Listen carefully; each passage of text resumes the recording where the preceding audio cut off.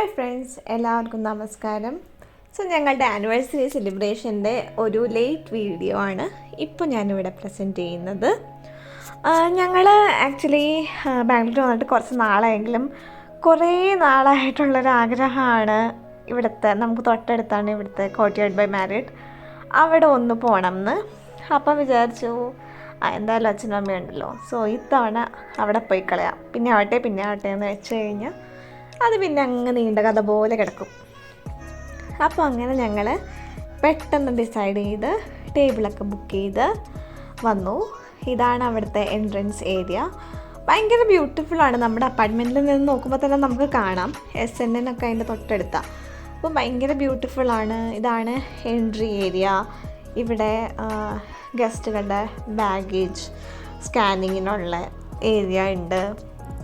പിന്നെ നല്ല കാറ്റായിരുന്നു. പിന്നെ ബാംഗ്ലൂർ പൊതുവേ പ്രത്യേകിച്ച് കാറ്റിനെ പറ്റി പറയാനില്ലെങ്കിലും എൻട്രൻസ് ഏരിയയിൽ ഭയങ്കര നല്ല കാറ്റായിരുന്നു. അത്യാവശ്യം തണുപ്പൊക്കെ ഉണ്ടായിരുന്ന ഒരു ടൈമും ആയിരുന്നു. കൊണ്ട് അമ്മ ജാക്കറ്റൊക്കെ എടുത്താണ് വന്നത്. പിന്നെ ഇതാണ് മെയിൻ ലോബി. ആ ഷാൻഡിലിയർ കണ്ടോ, എന്ത് ബ്യൂട്ടിഫുള്ളാണ്. ഇവിടെ തന്നെ വെയിറ്റിംഗ് ഏരിയ ഉണ്ട്, അവരുടെ റിസപ്ഷൻ കൗണ്ടർ ഉണ്ട്.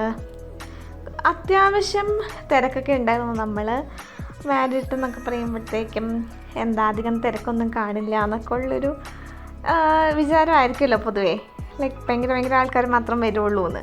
പക്ഷേ അങ്ങനെയൊന്നും ആയിരുന്നില്ല. ഒരുപാട് പേരുണ്ടായിരുന്നു, ഒരുപാട് സാധാരണക്കാരെ പോലെ ഉള്ളവരുണ്ടായിരുന്നു. ഞങ്ങളവിടെ ലോബിയിലിരുന്ന് കുറേ ഫോട്ടോസൊക്കെ എടുത്തു. നേരെ കയറി ഫുഡ് അടിക്കാൻ പോയില്ല. അവിടെ നിന്ന് ആദ്യം കുറച്ച് ഫോട്ടോസൊക്കെ എടുത്തു. പിന്നെ അവിടെ ഓരോ ആർട്ടിഫാക്ട്സിനെ പറ്റി എഴുതിയൊക്കെ വെച്ചിട്ടുണ്ടായിരുന്നു. അപ്പോൾ അതൊക്കെ വായിച്ചു. അങ്ങനെ കുറച്ച് നേരം അവിടുത്തെ ഗ്രൗണ്ട് ഫ്ലോർ തന്നെ ഞങ്ങളൊന്ന് നടന്ന് കണ്ടു.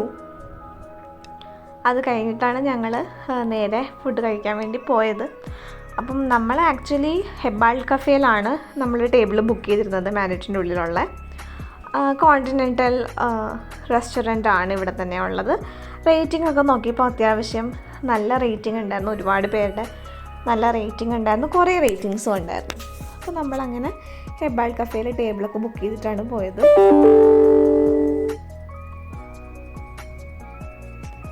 അങ്ങനെ ഞങ്ങൾ അവിടെ എത്തി.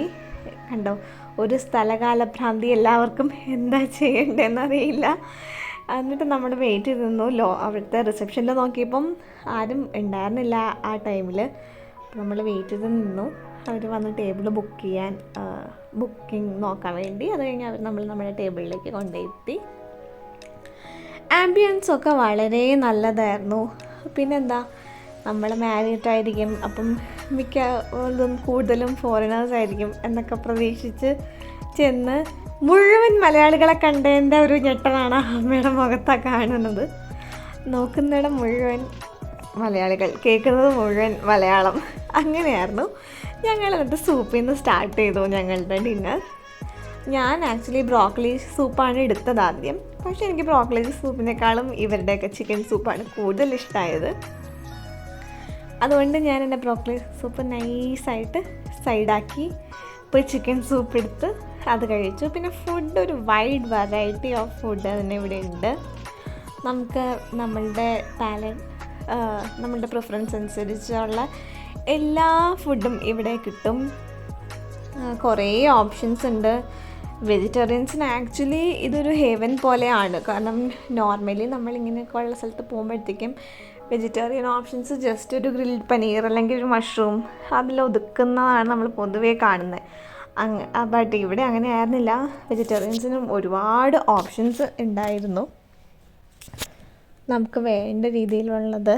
പിന്നെ ഒരു ലൈവ് ഗ്രിൽ കൗണ്ടറൊക്കെ ഉണ്ടായിരുന്നു. സോ നമ്മൾ ഐറ്റം പറഞ്ഞു കഴിഞ്ഞാൽ അവർ തന്നെ ഗ്രില്ല് ചെയ്ത് നമുക്ക് നമ്മുടെ ടേബിളിൽ കൊണ്ടുവന്ന് സെർവ് ചെയ്യുമായിരുന്നു. സർവീസ് ആണെങ്കിലും ഒക്കെ അത്യാവശ്യം ഭയങ്കര നല്ലത് തന്നെയായിരുന്നു. സ്റ്റാഫും മെജോറിറ്റി മലയാളികൾ തന്നെയായിരുന്നു. അപ്പം അച്ഛനും അമ്മയ്ക്കൊക്കെ ഞാൻ ഇതെന്താന്നൊക്കെ ഇങ്ങനെ പറഞ്ഞു കൊടുക്കുമ്പോൾ അവർ തന്നെ ഞാൻ പറഞ്ഞു കൊടുക്കുന്നതിനേക്കാളും കൂടുതൽ നന്നായിട്ട് എന്താണെന്നും എന്തൊക്കെ യൂസ് ചെയ്താണ് അത് കുക്ക് ചെയ്യുന്നത്, എങ്ങനെയായിരിക്കും എന്നൊക്കെ പറഞ്ഞു കൊടുക്കുന്നുണ്ടായിരുന്നു. അങ്ങനെ ഭയങ്കര നല്ല പെരുമാറ്റമുള്ള ഒരു സ്റ്റാഫും ആയിരുന്നു അവിടുത്തെ. പിന്നെ ഫുഡിനെ പറ്റി പറയുകയാണെങ്കിൽ കർണാടകയുടെ മുകളിലോട്ട് കയറി കഴിഞ്ഞാൽ മുംബൈ, മഹാരാഷ്ട്ര, മഹാരാഷ്ട്രീയൻ ചാട്സ് ഒരുപാടുണ്ടായിരുന്നു. അതുപോലെ തന്നെ നേരെ താഴത്തോട്ട് ഇറങ്ങിക്കഴിഞ്ഞാൽ നമ്മുടെ കേരളത്തിലെ ദോശ, ഇഡ്ഡലി അങ്ങനെയുള്ള ഐറ്റംസും, കർണാടക സ്റ്റൈലല്ല മലബാർ സ്റ്റൈല് ബിരിയാണി അങ്ങനെയുള്ള സംഭവങ്ങളും, പിന്നെ നമ്മുടെ കേരള സ്റ്റൈലിലുള്ള ദോശയൊക്കെ ഉണ്ടായിരുന്നു. പിന്നെ കർണാടക സ്റ്റൈലിലുള്ള ബിസിലബെലെ ബാത്ത് സോറി, അതും ഖറക് ബാത്ത് അതൊക്കെ ഉണ്ടായിരുന്നു. പിന്നെ കോണ്ടിനെൻ്റൽ ഡിഷസ് എല്ലാം ഉണ്ടായിരുന്നു. പാസ്ത ഉണ്ടായിരുന്നു. സൂഷി എനിക്ക് തോന്നുന്നു ഓൺ റിക്വസ്റ്റ് ആയിരുന്നു, അഡീഷണൽ ആണെന്ന് തോന്നുന്നു. ഞങ്ങൾ ഓപ്റ്റ് ചെയ്തില്ല. അതിനെനിക്ക് ജസ്റ്റ് വലിയ ഓർമ്മയില്ല കറക്റ്റായിട്ട് പറഞ്ഞു കഴിഞ്ഞാൽ. പിന്നെ അഡൽട്ട് ജ്യൂസിൻ്റെ ഒരു വൈഡ് വെറൈറ്റി തന്നെ ഒബ്വിയസ്ലി ഇവിടെ ഉണ്ടായിരുന്നു. അതും എക്സ്ട്രാ പേയ്മെൻ്റ് ആണ്. സീ ഫുഡ് സെക്ഷനിലേക്ക് ഞാൻ പോയില്ല, ബിക്കോസ് എൻ്റെ അടുത്ത് ഡോക്ടർ സീ ഫുഡൊന്ന് നിർത്തിയേക്കോളാൻ പറഞ്ഞേക്കുന്ന കാരണം ആ ഏരിയ ഞാൻ എക്സ്പ്ലോർ ചെയ്തില്ല. ബട്ട് പോളേട്ടൻ എന്തൊക്കെയോ എടുത്ത് കഴിക്കുന്നുണ്ടായിരുന്നു, നല്ല ടേസ്റ്റ് ആയിരുന്നു എന്നും പറഞ്ഞു. ഇതൊക്കെയാണ് ഫുഡിൻ്റെ പിക്ചേഴ്സ്. പിന്നെ എനിക്ക് കാര്യം ഞാനൊരു ഹാർഡ് കോർ നോൺ വെജ് ലവറാണെങ്കിലും മാരിയറ്റിൽ ഈ ഹെബാൾ കഫേയിൽ എന്നോട് ചോദിക്കുവാണെങ്കിൽ പറയും ബെസ്റ്റ് വെജിറ്റേറിയൻ ഓപ്ഷൻസ് ആയിരുന്നു. നോൺ വെജിറ്റേറിയൻ ഓപ്ഷൻസ് കൊള്ളില്ല എന്നല്ല എൻ്റെ അർത്ഥം. ഫോറിനേഴ്സിനെ ഒക്കെ കൂടെ അവർ ടാർഗറ്റ് ചെയ്യുന്ന കാരണം കുറച്ച് ബ്ലാൻഡായിട്ട് എനിക്ക് ഫീൽ ചെയ്തു. ബട്ട് വെജിറ്റേറിയൻ ഓപ്ഷൻസ് ഭയങ്കര ടേസ്റ്റി ആയിരുന്നു. പിന്നെ ഡെസേർട്ട് സെഷനും ഭയങ്കര സൂപ്പറായിരുന്നു. ലൈക്ക് കേക്ക്സ്, പേസ്ട്രീസ്, മൂസ്, പിന്നെന്താ നമ്മുടെ ഇന്ത്യൻ സ്വീറ്റ്സ്, പായസം, ഐസ്ക്രീംസ്, അങ്ങനെ എല്ലാം തന്നെ ഇവിടെ ഉണ്ടായിരുന്നു ഡെസേർട്ട് സെക്ഷനിലാണെങ്കിലും. ഫുഡിൻ്റെ ടേസ്റ്റ് ഒന്നും കംപ്ലൈൻ്റ് ഒന്നും പറയാനില്ല. ഫ്രഷ് ആയിരുന്നു, നല്ല ടേസ്റ്റി തന്നെ ആയിരുന്നു. ഞാനീ പറഞ്ഞ പോലെ നോൺ വെജ് എൻ്റെ പാലറ്റിന് കുറച്ച് ബ്ലാൻഡായിരുന്നു, കുറച്ചും കൂടി നന്നാവാമായിരുന്നു എനിക്ക് തോന്നി. അത്രയേ ഉള്ളൂ. ഇതാണ് ബാത്റൂം ഏരിയ. അതും നമ്മൾ നോക്കണമല്ലോ എങ്ങനെയുണ്ടെന്ന്, ഇവിടെയൊക്കെ വന്നതല്ലേ. So once in a lifetime opportunity പോലെ നമുക്ക് വേണമെങ്കിൽ ഒന്ന് വന്ന് കാണാം.